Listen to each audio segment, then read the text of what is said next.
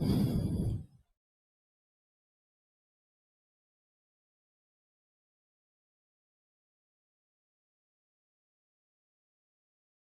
start.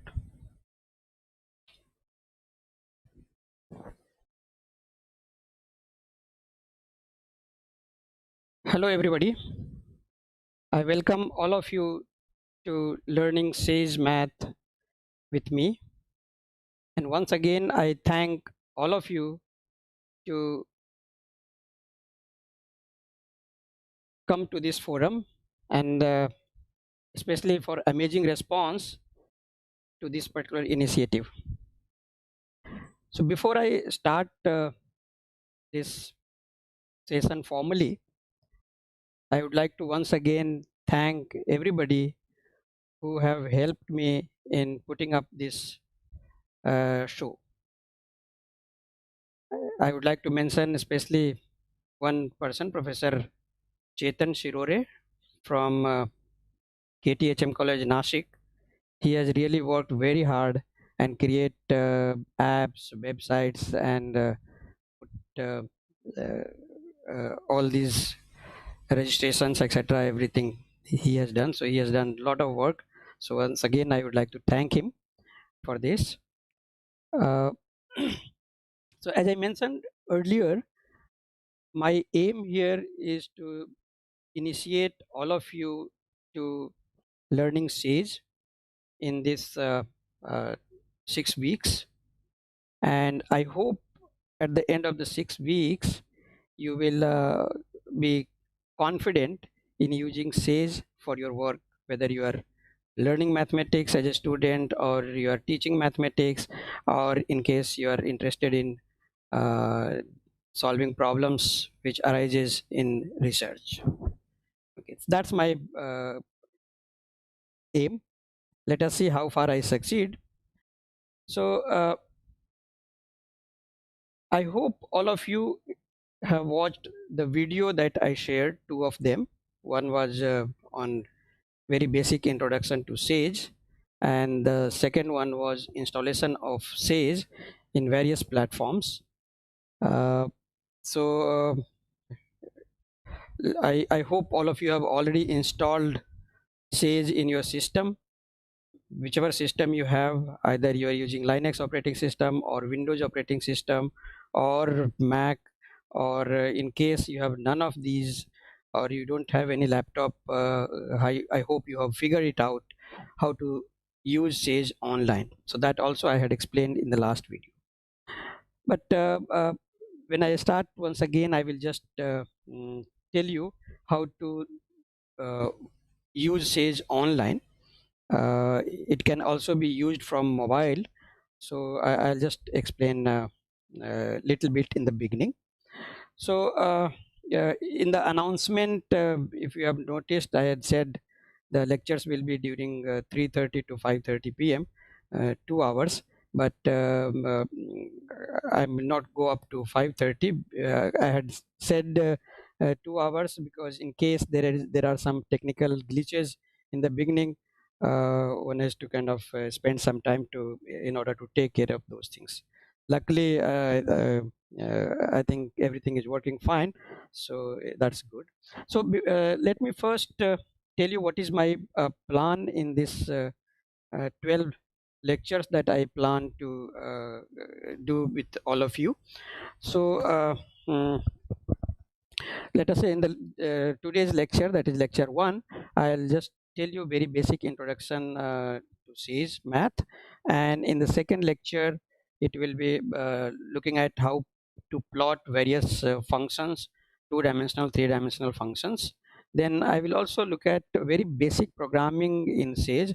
Basically that's exactly same as what you do in Python, but here things will be much more easier because you can not only just write Python program, but you can use some Sage functionality, so it will provide you much more flexibility.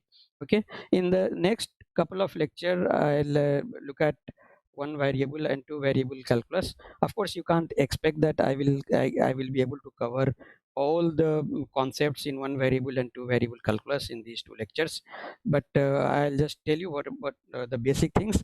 And in case you want to use this Sage for more complex things, so more complicated things, etc., I'm sure you can figure it out on your own. In the next three lectures, that is lecture 6, 7, and 8, we will spend time on linear algebra.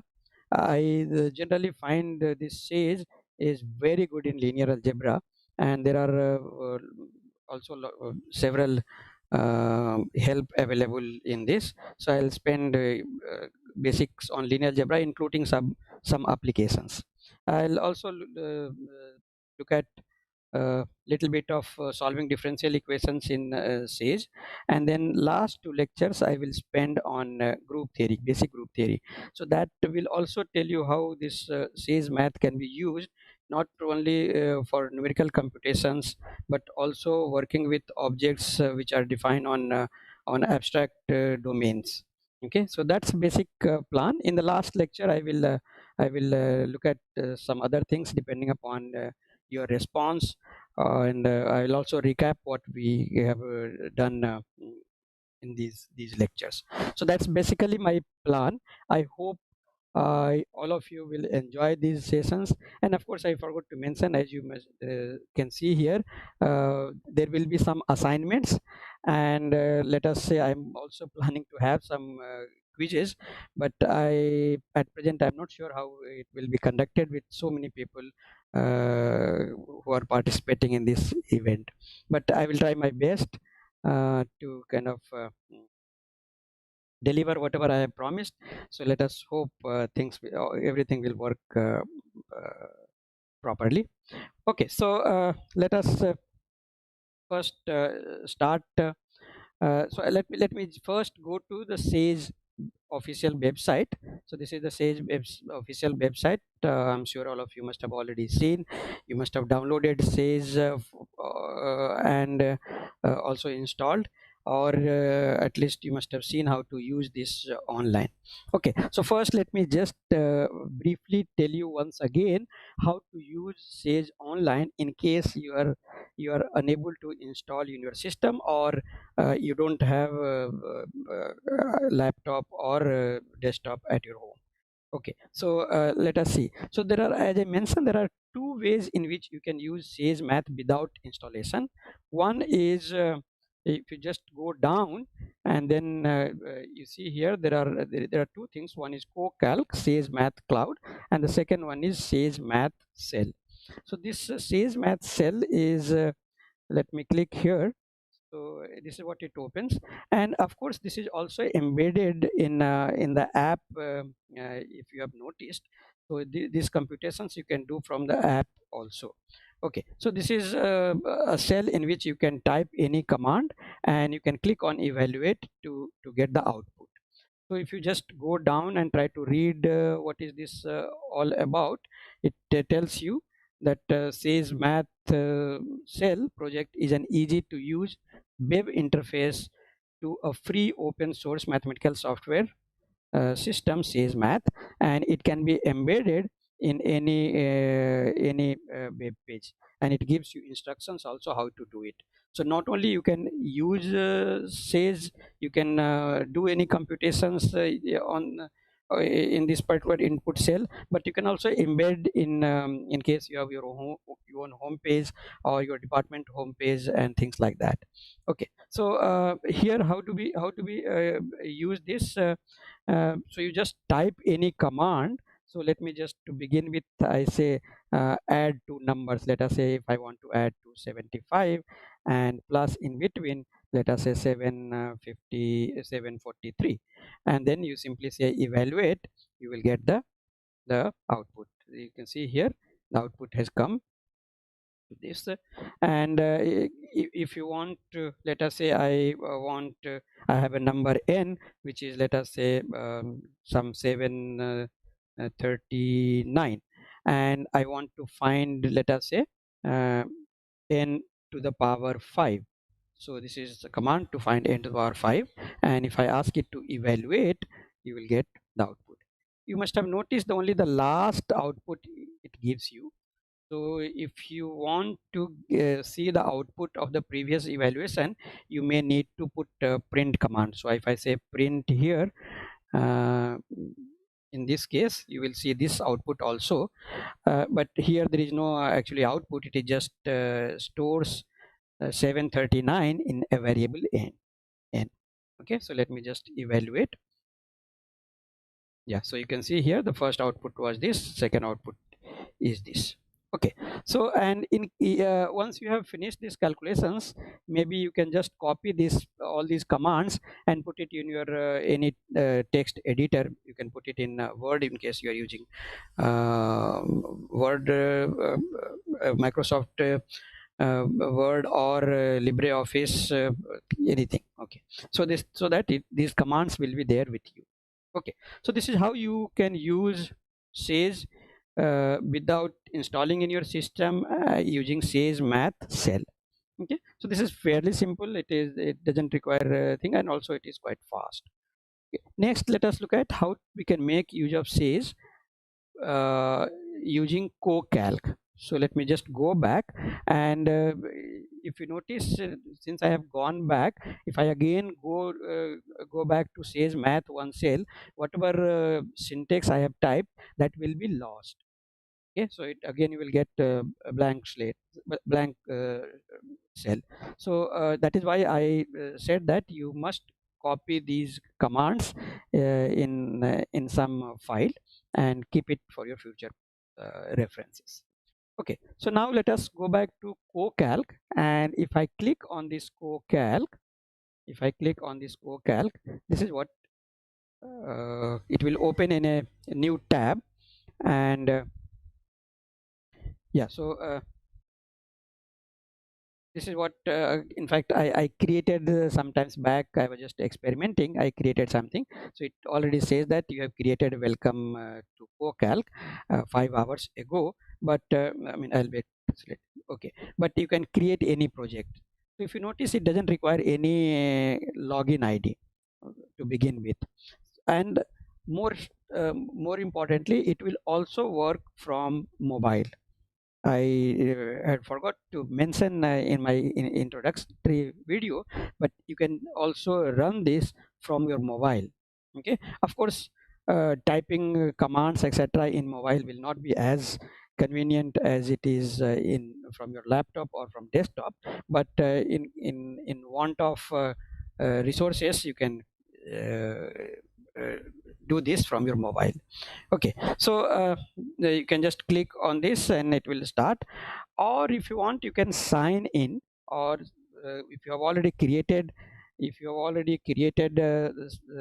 an account, then you can also do. So click on let me just click on this welcome to CoCalc, and you see here it takes a little while because it is coming. All these things are coming from the SageMath cloud. So generally, depending upon the internet speed, it will take time. So you will have to say create or upload files. In case you already have some files, you can upload, or you can create a new file. So if I create a new file, this is what it gives you. So there are various things here. You can see Sage worksheet, Sage notebook, Jupyter Sage notebook. So this is what we will select, and you can also use as a Linux terminal, or you can use LaTeX document, and there are other things also. So let us click on Sage notebook. Okay, you can also click on Sage worksheet, but in newer version of Sage, this Sage worksheet, which used to be older notebook format of Sage, that may not work in your version of Sage. In fact, even if it works now, after maybe some updates, they are planning to remove. So let us click on Sage notebook. Okay, so again, right now it will ask you to open uh, select what kernel do you want to use, whether you want to use Julia is another programming language, it's also becoming very popular programming language, or you want Python, or you want Sage Math 9.0. So we'll click on Sage Math 9.0. Okay, so when I click on SageMath 9.0, you will get this particular cell. That is where you can type all the commands. So let me make it slightly bigger. Okay, yeah, so you can type all these commands here. So let me just say, if I want to add two numbers, 653 plus in between 739, and you can click on this particular icon, run cell, and select below. Okay, so if I click on this, it will give you the output, and it will create a new input cell. Create a new input cell. Of course, there are various options in this. You can convert this into your interactive notebook. You can even have contents and other things, etc. So and all these things will be very similar to when we use the installed version. Okay, similarly, suppose if I want to I'll simply say, let us say, plot sine of x, and let us say x varies between -6 and 6. That's the command. We will again, we will look at this later also, but let me just uh, you can also use shift and enter key. Shift and enter key will plot the will execute the command. Okay, so this is what you have. And this graph you can save as you save anything from the internet.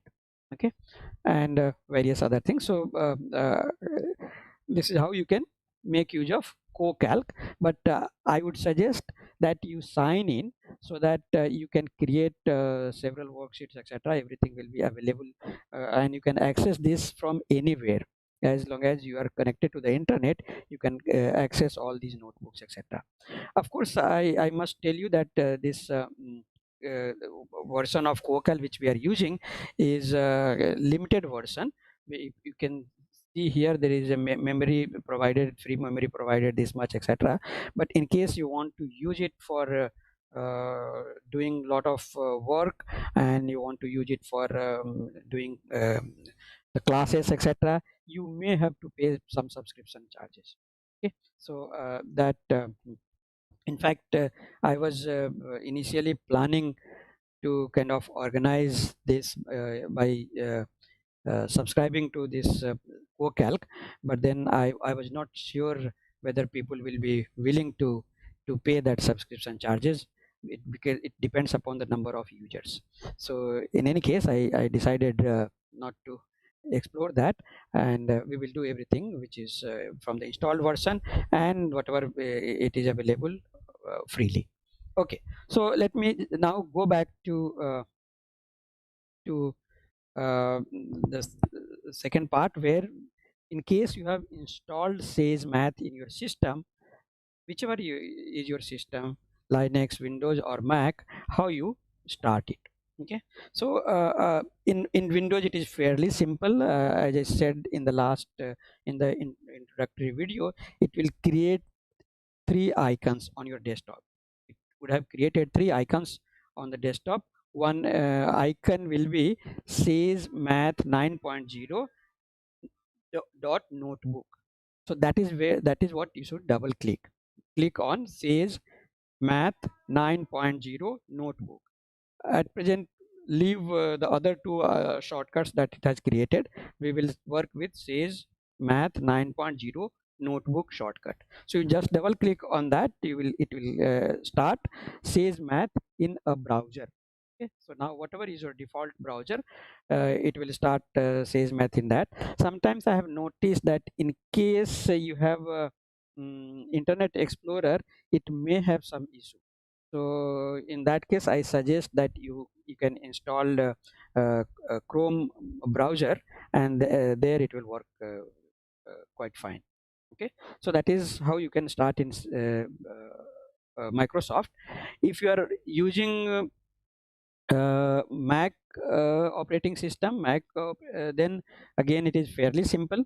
You can go to applications and go to SageMath directory. Inside that, you will have a file, executable file called Sage. So you just open that. You can open that by issuing a command called sage from terminal, or in case you have installed app app.dmg, you have installed this through app.dmg, then you can again it would have created a shortcut on the desktop. You can just double click, or that shortcut will be there in the application, so you can just double click on that and it will start. I'm using Linux, so let us see how does one start in Linux. So you have to go to the terminal and then issue a command. uh, say you can use a command sage, then it will start in terminal.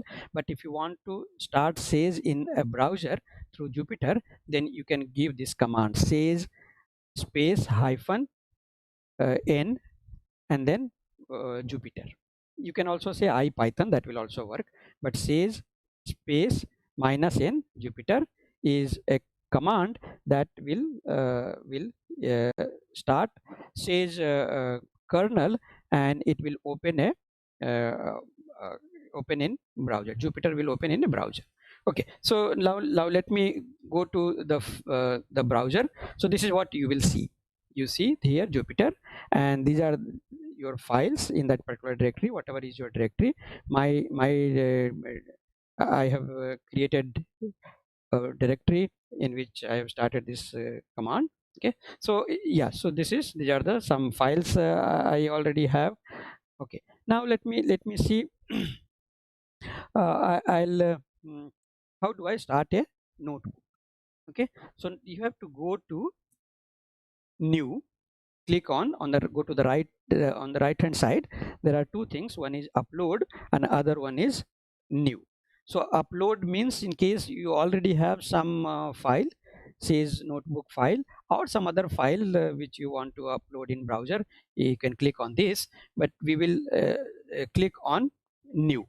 So you can see here I am getting three options: Julia 1.20 because I have installed Julia, and Python 3, and SageMath 9.0. So since we are going to use SageMath, I'll click on SageMath 9.0. Let me click that. Okay. So now this is what you have. Okay. So this is the input cell. That is where, as you saw in CoCalc, this is an input cell. This is where we are going to type any command or any Sage syntax. And in order to execute that, again you can either click on run, or you can use shift followed by enter.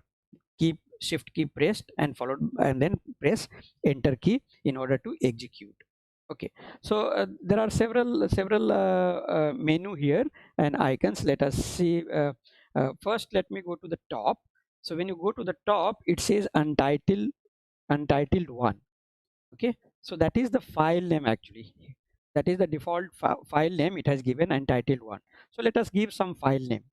So let us change this file name. I will call Sage Math, let us say lecture 1, and let us say May 2020. Okay, any name you can give. My suggestion would be that in case you want to give a long name, do not put space in between. Okay, I put hyphen in between. You can put underscore and things like that. Okay, so let me ask it to rename. Now you can see here on the top, this file name has become Sage Math Lec 1 hyphen math 20, so May 20 underscore 2020. So that's the file name. Now by default this will have extension, so it will have extension this file name dot I py nb, IPython notebook. Okay, you can see here IPYNB, IPython notebook. Okay, that is the file, that is the extension. uh, uh, I don't know whether you are able to see. Let me just copy and paste it here for the time being. So this is the file name. This is the default extension for Jupyter notebook. Okay, so let me delete this. Right, so that is how you start a Sage notebook. Now let us look at what we can do in this. So before that, let me put some title at the top. As I mentioned in the introductory lecture, the Sage worksheet or notebook can be made into actually a your lecture note, right? Or interactive, let us say, notes. So in that case, you want to have some heading, subheading, and things like that. So all these things can be done in this. So let us look at. So you see here, if you go to this particular code, if you click there, you have, this is a drop down menu, and it says you have a code. There are options are code, markdown, raw notebook convert, and headings. So let me not at present use last one. We will use first two things. Of course, for everything there is a shortcut key, so you can figure it out later. So let me go to markdown.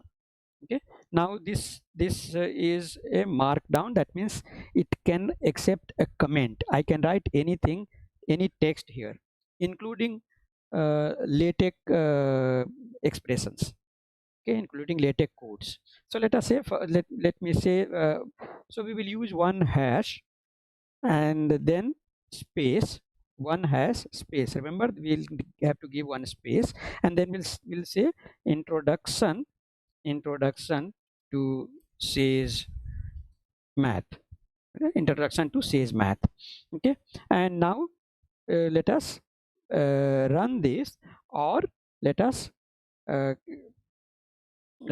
you run this, now you can see that cell has disappeared, and it looks like that this is a heading. Okay, and how to go back to that particular cell? So if you go back and to that, where you just click on anywhere in that heading, and then you double click. When you double click, remember, you have to double click, and then again you see again hash and then introduction. Now let me also put my name by, let us say, by Ajit Kumar, and let us say ICT Mumbai. ICT Mumbai. Right? So that's the heading. Okay. Right. So this is a heading. If you want a subheading, okay, then I'll tell you how to what is to be done. So let us say we next, let us say we want to use Sage as an advanced scientific calculator. We want to use Sage as a calculator. So when you want to, what are the things that you see in scientific calculator? You can add numbers, multiply numbers, you can divide, you can find square root, find nth root, take power of any number, use this standard scientific functions, sine, cosines, exponentials, and things like that, right? Of course, there are some calculators which are cache enabled, and where you can do much more things. You can even do graphics, etc. But basically, this is what these are the things you do it in scientific calculator. So let us see how we can do some of these things. So let us see, first we want to add two numbers. So you must have already noticed. So let us say I have one number, some number I have typed. Let me make it slightly bigger. Some number I have typed, and plus in between. You may not give a space in between, and some other number. And then how do I execute this? So you must have already noticed, in order to execute this or ask it to process, get the output, there are two ways. One, we can click on this run button, or we can use shift followed by enter. I will keep using shift enter, because that way I don't have to lift my fingers from the keyboard. It is much more convenient rather than taking your cursor to click on run. Okay, so this is how you can add two numbers. If I want to subtract one number from another number, so in case to plus here, you can use minus there. So let us say some, I have this number minus some other number, and then I'll use shift enter. This is the negative integer. Okay, so this is adding two numbers, subtracting one number from another number. What is the next thing? When you want to multiply two numbers, so this is quite common in most of the this kind of software or programming language. You have to use star in between. So some number, let us say this, multiplied by some other number, 709. And now when I say shift and enter, then you'll get the output. Shift enter. Okay, and you can see here by default this input cell, now it is becoming 1 2 3. So this input cells are being numbered. Okay, and let us say if I want to and you can multiply any even very very large number, you can multiply. What is the next thing that you would like to do? Maybe divide. First let us look at, we want to find power of a number. Okay, so let us say I want to find power of 759 to the power, let us say 11. Okay, so this is the caret key, and that you can find just above the numeric key 6. So you have to say shift and numeric key 6. Okay, so right, so now let me execute. This is what you get. As you can see here, it's quite large number, and but importantly the output is coming in no time. Okay, and you can, instead of 11, you can have 111. Right, now it is even much bigger. Right, so but uh, you can also find this, in another way. I can say so I just copied the previous command 759. Instead of this caret, you can use double star 759 double star 11. This is same as this is, so I can write here comment can be written in two ways. One, I can use hash inside the input cell, or I can convert input cell into markdown and then write a comment. Okay, so let me say this is uh, power, or say let me say 11th power of 759. This is what it returns. So let me put here returns 11th power of 759. Okay, and you can let me just go back the previous one and remove power 111. Okay, you can see here both these numbers are the same. So in Python, the power is defined as double star. Okay, so that is in some other programming language, for example, if you want to find power in C or C++, you have to use a function called POW, but here it is double star. Okay, so that is how you can find power of a number. Now let us say you want to find, instead of integer power, suppose you want to find 1/5 power, 1/5 or fifth root. Let us say 84 fifth root. Let us say we want to find to the power, let us say 1 by let us say 4, 1 by 4. Right, so what will you get? Right, so it has just given me the same thing. It has not given me any right. Okay, so let us say if I, instead of 84 to the power 1 by 4, if I say 84.0 to the power 1 by 4, then it will get fourth root, the decimal number. Otherwise it just gives you in terms of the fourth root. Okay, so for example, instead of 84, if I have said 81, then you will get answer 3. Okay, so this is how you can find any power, and notice that I have put this in bracket. This is to combine 1 by 4 in power. Okay, so this is how you can find power of any number. Okay, next let us look at suppose you want to divide one number by another number. So let us say I want to divide 79 by, let us say, 12. Okay, 79 by 12. So division is forward slash.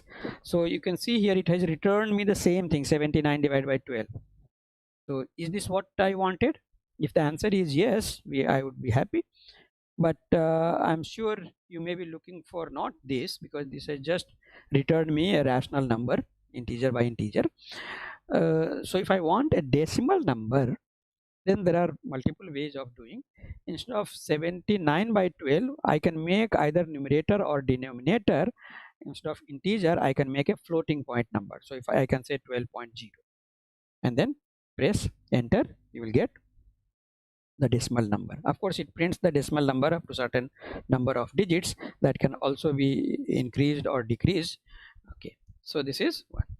But suppose you wanted let us say 79 by 12, you wanted let us say quotient, right? Quotient and remainder. So then in that case you will have to say, instead of one forward slash, you say two forward slashes. This will, what does it return? You can see here the quotient is 6. So let me add comment here. What does it returns? It returns remainder, sorry, quotient, returns quotient, right? So if you want remainder, then in that's again very common in most of the programming language, you have to use percentage. I'm sure many of you must have already guessed it. You use percentage. So 79 percentage 12 will return remainder. So let me write here remainder.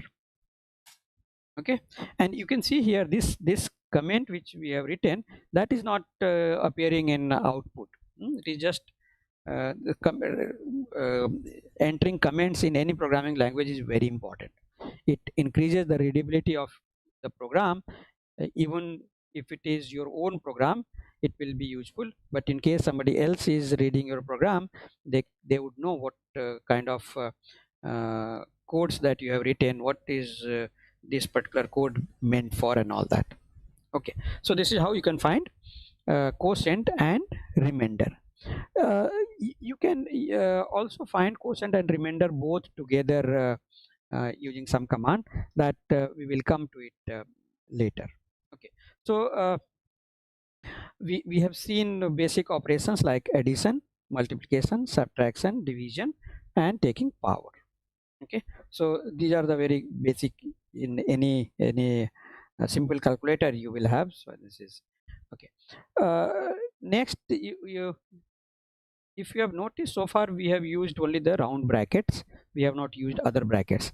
All brackets, round bracket, square bracket, and curly brackets have specific meaning in this.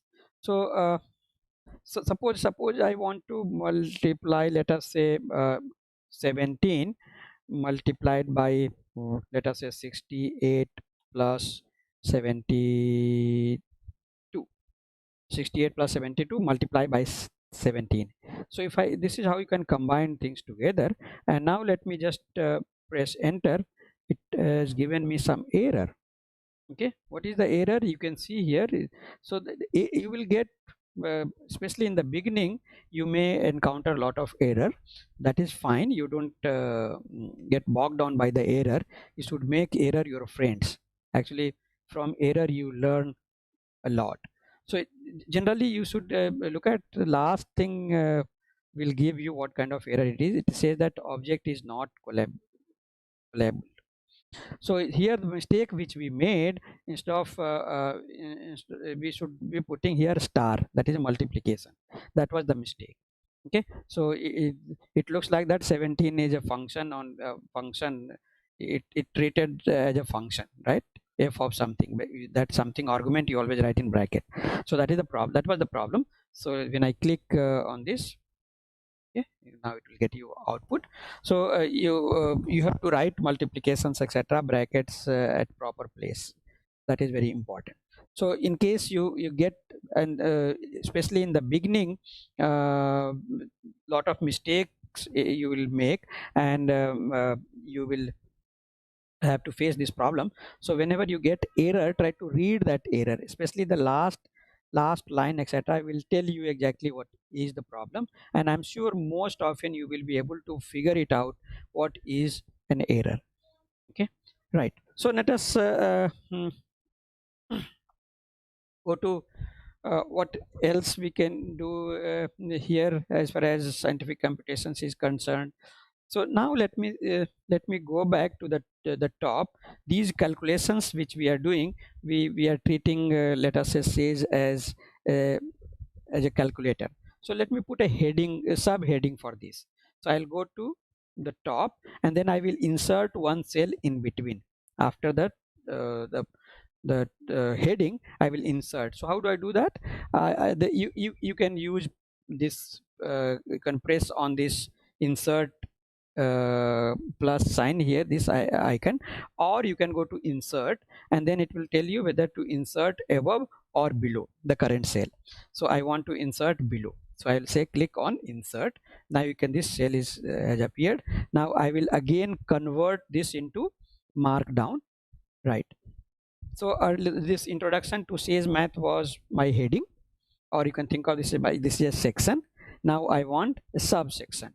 So if I want a subsection, you have to use double slash, use double hashes, right? Double hash, and again one space, and then write, let us say Sage as, or let me say SageMath as an advanced calculator, as an advanced calculator. Let me put this also small letter, okay, and advanced calculator. Okay, so this is subheading. So now let me again press shift and enter. Okay, so you can see here, if you notice, this subheading, the font is smaller than the heading one. Okay, right. So let us come down, and now let us see, we want to use some other functions, scientific functions. So some of the standard functions that you have in scientific calculator can also be used here. So let us say, if I want to find out, let us say sine of some number, let us say sine of 81. So here 81 will be taken in radian, so we are looking at sine 81 radian, and the argument will be given in small bracket, round bracket. Argument of any function will be given in round bracket. In some other software, things may be different. For example, in Mathematica, it is given in square bracket. Herein, and also Sage is case sensitive, so the commands has to be typed exactly the way it has been defined. You cannot convert, cannot use capital letter instead of small letter. Okay, so it is case sensitive. So let us find out what is the value.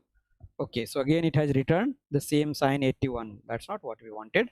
So what we will do, we will there are two ways of doing this. I can say dot n, or I could have put here, instead of 81, I could have put here 81.0.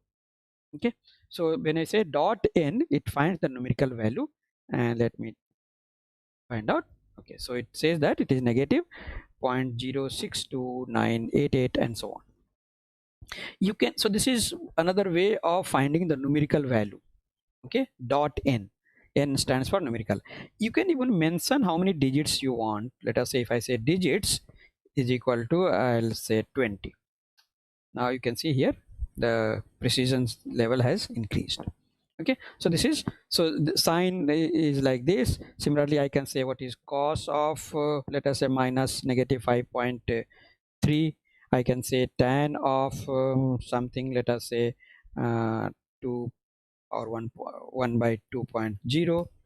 Okay, or if I want to find inverse, let us say sine inverse. So sine inverse is given by a sine, and let us say I want to find a sine. How about finding a sine of 2.0? It says NaN, not a number. Why is the case? That's because sine is the sine inverse. The range of sine inverse is only from -1 to 1. So sine inverse 2.0 doesn't make sense. Okay, so instead of let me say it is 0.2, then it will 0.2.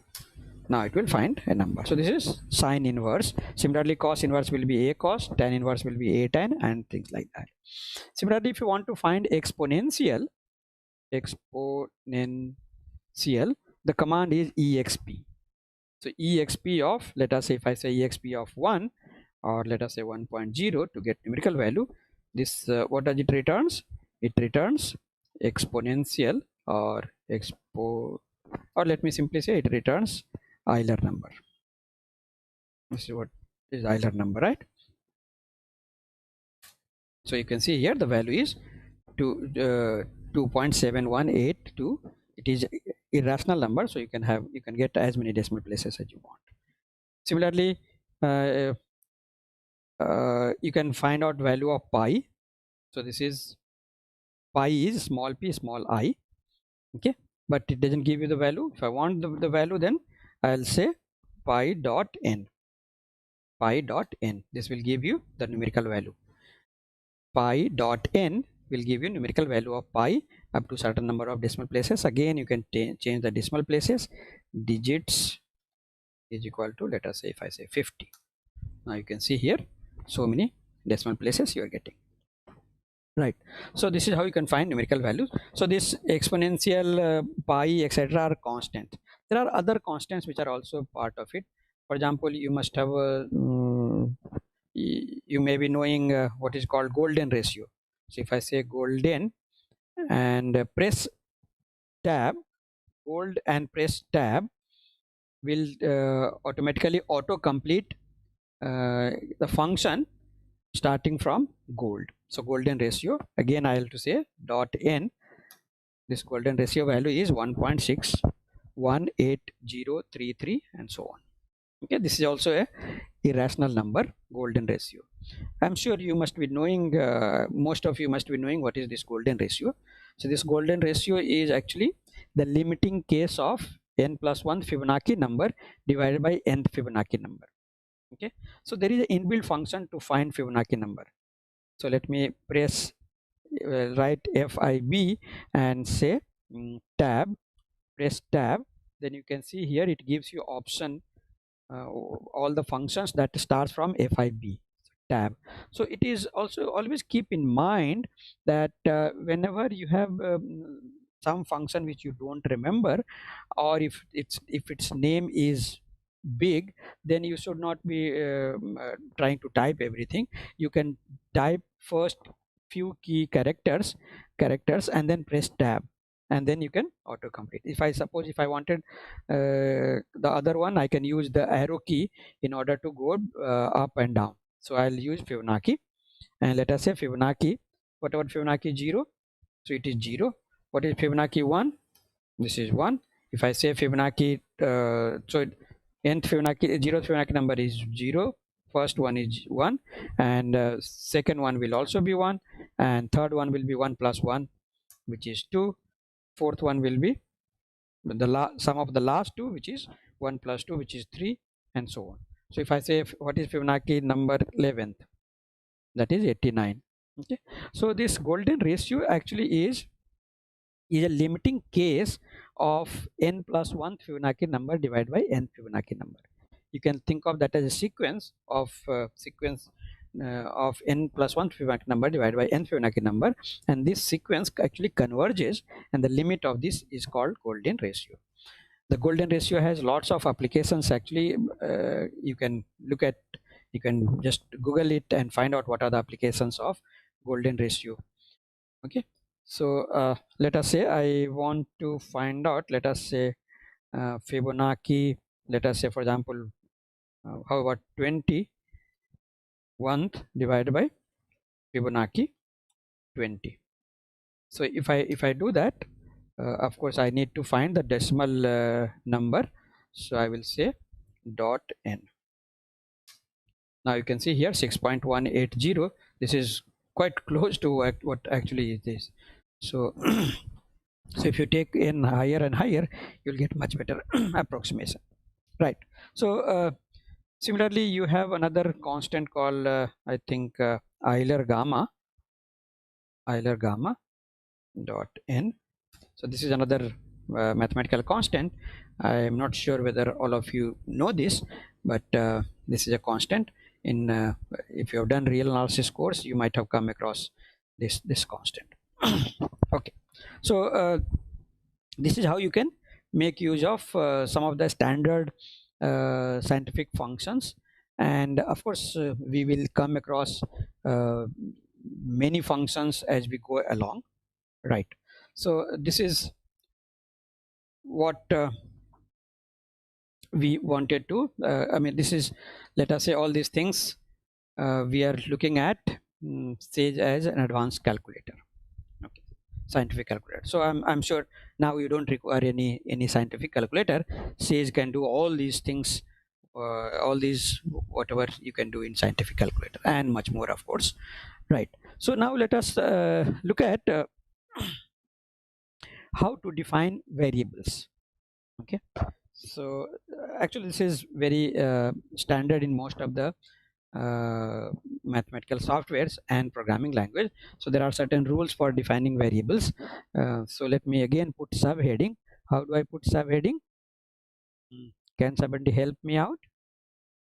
Of course I can't hear any of you, so I'll tell you, right? So I'll go back to this code and go to Markdown and then put double slash and then one space. That is important. If I don't, let me type without space. I want to say, let us say we want to look at defining variables, and if I press shift enter, nothing has happened, right? So it is just giving you just as a command double hash and then defining variables. So you need to give space after the hash. So let me again go back to this cell, double click on this so that you get this into Markdown, and then now put space. Now when I put space, automatically you see that the color has changed from black to blue, and now I'll press shift enter. So this is my next subheading. Right, first we looked at Sage as scientific calculator. Now let us see how we can define variable. So defining variable, as I said, is very common in most of the programming language, or standard, not common, the standard in this. So suppose I want to, let us say, look at, I want to define a number a is my some number, let us say 7563. A is this is how we can define a. So a equal to this. Now it has evaluated. You can see here when I evaluate this number, input number, this changes. Right, now we can ask for what is a. If I say here a, and then, or you, instead of this you can say print a in the bracket. That will also find out. Okay, so let us say a is this number, a is this. Let me also define another number b. Suppose I define b is equal to, let us say, 87431. Okay, so when you press shift enter, it will evaluate, but if you simply press enter in a cell, it will go to the next line. So just keep in mind, in order to evaluate, you have to press shift enter, and if you want to type more commands in a cell, then you can simply press enter. Right, so a and b are this. Now if I want to print both of them, you can simply say print a comma b. You can see here, right? If I want, let us say, to have a variable name which is a combination of several words. So for example, let me say mm, uh, something, let us say, I'll say first underscore number. First number is this. Okay, so this is valid one, but you should not be putting space in between. If I say first space number, then it will give you an error, invalid syntax. So I need to put something in between. You can put hyphen, you put, best thing is to put underscore. Okay, so you should also not put dot. Right, so this is my first number. Okay, similarly I can say I want a second number. So I have second number. What is second number? Let me put 0 0 0 here. Right, now you can do any calculations with this. Right, so let us look at, see, I have a number b. Let us look at B. B is what? 87431. 87,431. Now suppose if somebody gives you this number B, this 87,431, and tells you, okay, tell me something about this number. So of course immediately you can see this is an odd number. Okay, this is not divisible by 2, so this is an odd number. That is immediately you can say, right? But say if I want to say something more about this, what to do, right? So the way to do is you can simply say B and then dot, B dot, okay, and then press tab, press tab. Let me again repeat, B, press dot, and then followed by tab command, tab key, press tab key. You can see here all the lots of options are appearing that can be applied to B. There are so many things. Okay, there are several methods that can be applied. As I mentioned, Sage is based on Python programming language, and Python is an object oriented programming language, so it has classes. So these and math classes, methods, etc. I mean, those who have learned little bit of object oriented programming language would know these things. So so let us see what is that you want to do. You want to let us say go through this. Suppose I want to check whether this is a prime or not. So there is a function called is prime. Okay, is, and then is prime. Now if I, so and then after that you have to put empty round brackets, B dot is underscore prime. Actually this is a basic philosophy in Sage, that in case some function or method is a combination of more than one word, first of all each word will start from small letter, start with a small letter, and they combine the two words by underscore in between. Okay, in other software it may be different. For example, in Mathematica it will combine with capital letters. The two keywords, all the keywords will start with capital letter. Okay, so now if I say click shift enter, it says it is not a prime. 87,431 is not a prime. Okay, so if it is not a prime, then you can ask what you can do. If it is not a prime, what is the next question that comes to your mind? Yes, yeah, so you can ask for factor. So I can say factor, or so I can say B dot factor. Let us say B dot factor. So it says it has 17, 37 and 139 as factors. What else we can ask? Suppose this is not a prime number, can I get some prime number which is near to this? Can I get a prime number which is next to this or previous to this? Right, so that also is available. Again you can look at B dot and press tab, and then if you go through the this, and you can see there is something called next prime. B dot next prime, again you have to end with empty parenthesis. So let me put empty parenthesis, and it says the next prime is 87,433. It earlier it was 87,431. Now next prime is 433. So this correct, this is a next prime number. You can ask for similarly previous prime number, or there are various actually Sage is very good in number theory. Lot of number theory concepts you can do in this. Basically Sage, the inventor Professor William Stein, he is a number theorist, so you can expect that Sage to be very good in number theory. Okay, and that's the case actually, right? So similarly if I wanted to, for example, uh, find out, let us take another number. Let us say n is equal to some few digits number. I don't know how many digits I typed. Okay. And let us check whether n is it prime. Again it is not a prime, right? right? Okay, so similarly we have also defined a and b, both two numbers, right? We defined two numbers a and b. So let us say we want to find GCD of these two numbers. The command is GCD a comma b. They are co-prime. A and b are co-prime. The GCD is 1. You can find out what is LCM of a and b.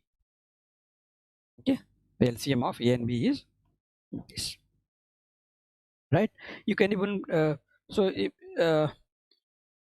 you must have studied that in case two integers a and b, its GCD is, let us say, d, then d can be written as scalar or let us say integer linear combination of a and b.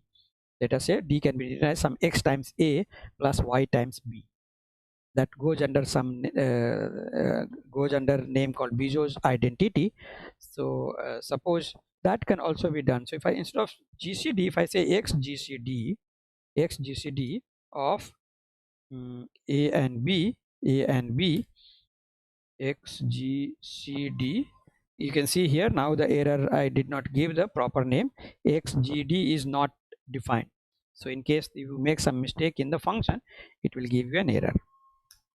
So x GCD. So the first number is GCD, and second number is x, and third number is y, such that this number times x times a plus this times number times b is equal to 1. So let us check that. So let us call this output. Since there are three outputs, I can store them in d comma x comma y is equal to. Okay, so the first output will be stored in d, second will be stored in x, third will be stored in y, and then we can make use of it. Okay, so let us see. Right, let me again execute this. So of course when I execute this, you don't see any output, but it has stored d, x and y. For example, if I say what is d, it tells you what is d. If I say what is x, it tells me what is x. So let us verify. What do you want to verify? D, is it equal to a times x plus b times y? We notice that I am putting double equal to. This is logical equality. If I say d equal 1 equal to, then what will it do? It will be assignment expression. So ax plus by will be assigned to d. Right now it is will check whether d is equal to this. So answer, if it is true, will give you answer true, and false otherwise. So let me press enter. Answer is true. So we have not only found out GCD of two integers, but you have also found out integers x and y, such that if d is GCD, a times x plus b times y is equal to d. You have verified that. You should try to extend this to more than two integers. At present, if you notice, let us say GCD of, if I want three integers, let us say 68, 92, and let us say 8. The answer is not coming right? It gives you some error. GCD takes from 1 to 2 positional arguments, but three were given. So only 2 arguments it takes. So the question is, how do we, but we know how to find GCD of 3 integers, any finitely many integers, right? So you should see how to find this, how to extend this to more than 2 integers. Okay, so next let us look at so there are many other functions in number theory that you can find out. For example, you can find out let us say nth. Let me again say, if I want to look at what are the functions that starts from letter n. So again, if you press n and then followed by tab, then it will give you all the options, right? Nest, Newton's method, size, next prime power, and so on. Lots of things are given. Okay, so let us say, so suppose if I say nth prime and let us say 100, this gives me 100th prime. What is the 100th prime number? Okay, or you can even say primes. There is a function called primes, and they let us say primes between 50 and 100. So I have to make a list of this list of primes between 50 and 100. You can see here the prime numbers between 50 and 100 are 53, 59, 61, 67, 71. You can count how many are there. But there is also a function called prime pi. If I say prime pi 50 comma 100, it will tell you how many primes are there. Okay, right.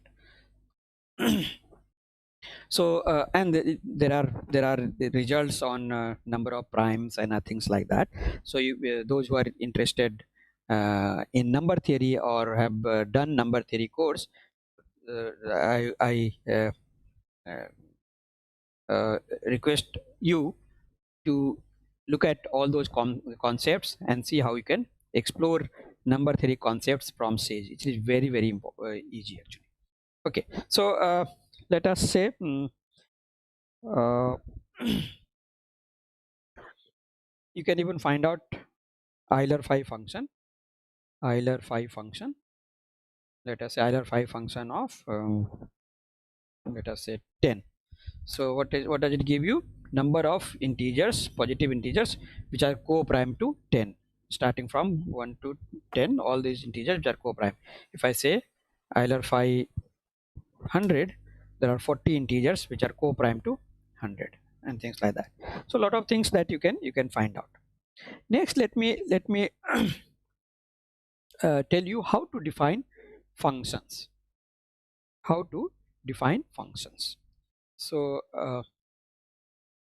let us say, so let me again put a subheading. So I'm sure by now you understand how to put a subheading. I'll go to Markdown and then say double slash, and I'll say defining functions. F capital I'll put defining functions. So this is my second subheading or second subsection, how to define functions. So in C, defining function is very easy. By default, x is taken as a variable, and anything else, if you want to use as a variable, you have to declare it as a variable. But by default, x is taken as a variable.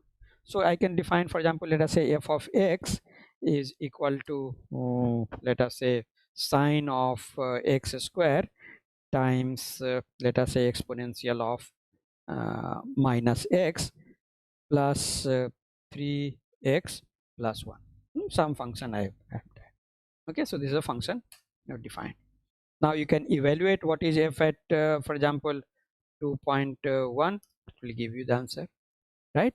And what is important is that the dot tab that you apply to any number, right? When we defined energy, I think a b is equal to 87,431 or something, 441 or something, we applied dot tab and we saw what are the functions that can be applied.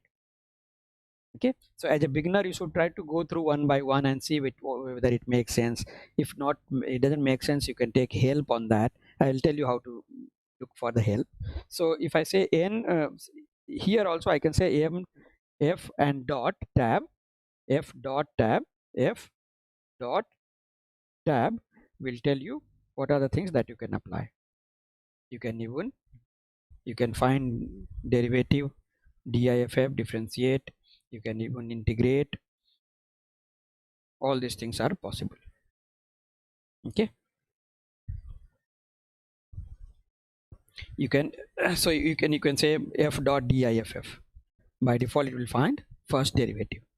If I say f dot diff, f dot diff, let us say 3, it will find third derivative, and you can see it is quite complicated. So more important thing is that you don't need to remember all these commands.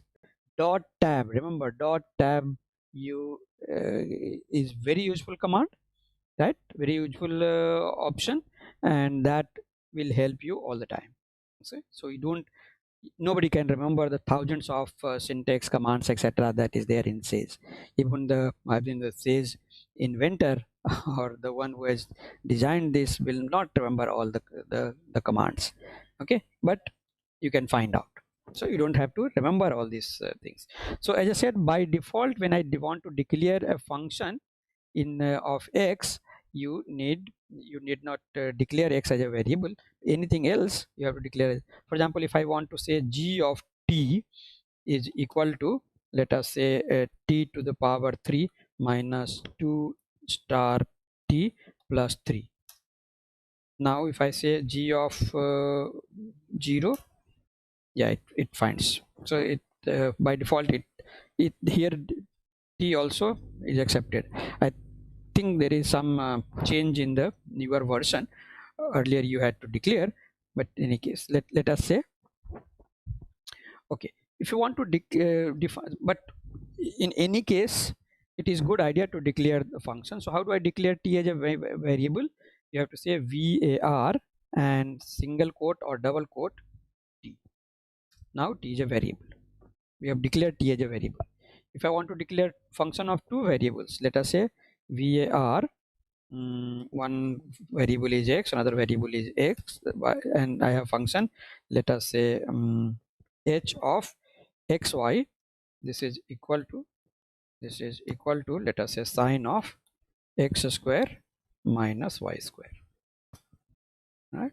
So this is function of two variables, and again you can apply h dot tab and see what are the things you can do on this function.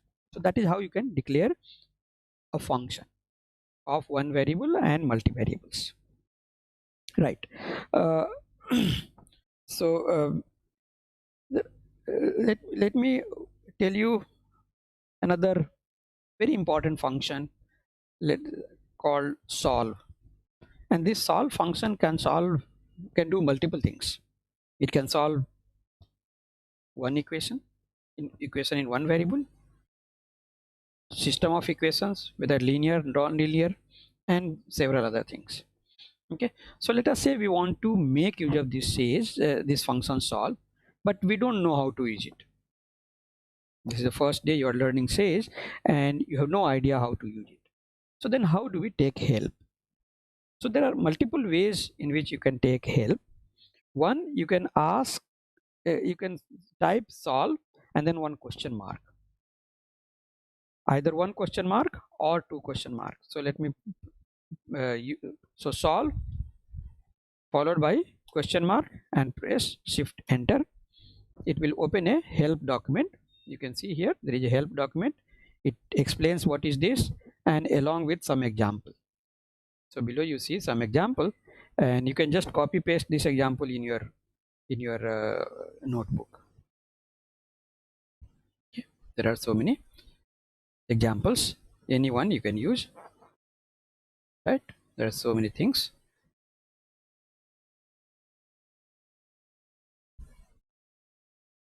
right? So let me just copy paste one of this, or I can create one, and instead of one question mark you can use double question mark and then press shift enter. So again, if the help manual appears, but in more details. This help manual, inbuilt help manual, has more details. Not only it also gives you some codes. This is what I meant by saying this Sage is an open source. So these codes you are able to see here and you can modify, right? How the solve function has been defined. So this is why Sage is open source, and but this you cannot do it in proprietary software like MATLAB, Mathematica, etc. You cannot see the source code. Here it is free, and also you can see the source code. So that's the advantage. Okay, or so either you can use this, or as I said, you can use solve double question mark, or you can use solve. You can say help and then followed by solve. This will also work. Sometimes it opens in a new browser. Yeah, so whichever way you want, you can use help. Let me get rid of this. Okay, so you let us say use, so I want to, for example, solve quadratic, ax square plus bx plus c equal to 0 for a, b, c. But if you notice, I have already defined a and b as variables, and I have declared a equal to something, b equal to something. Of course, one can get rid of that, but let us again define them as a variable. So var, I'll say a comma b comma c, right? And then I will say solve a star x square plus b star x plus c double equal to 0, because it's an equation, and with respect to x. So if I press enter, you can see here first root is x equal to minus half times b plus square root b square minus 4ac by a. So minus half times this whole thing divided by a, or b, you can see here it is minus b plus minus square root b square minus 4ac upon 2a. Okay, so this is how you can store this in, for example, a variable called s. And then what is s? You can see what is s. And if you want to find out, for example, extract this a, I can also ask it to, instead of just print s, I can say show s. Then it will print in pretty print format. Actually it is using LaTeX behind the scene, and it is displaying you the roots in proper formatting. Okay, so this is a LaTeX format. You don't see it. You can even generate LaTeX code of each of these, right? So I'll tell you later about that part. So if I say, for example, if I want to extract what is the first value of x, you can say s dot r h s. Let me see.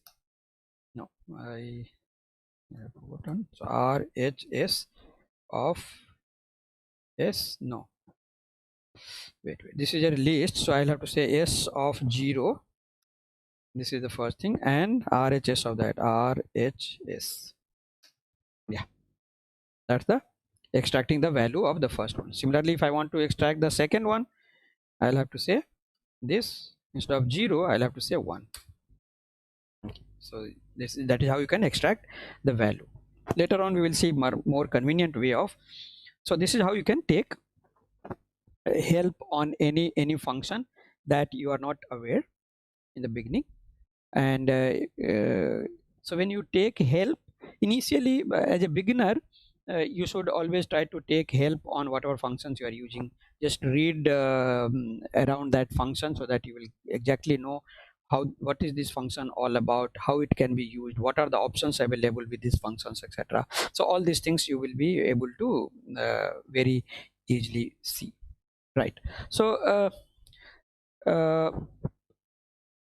let us see some of the things that I must tell you again.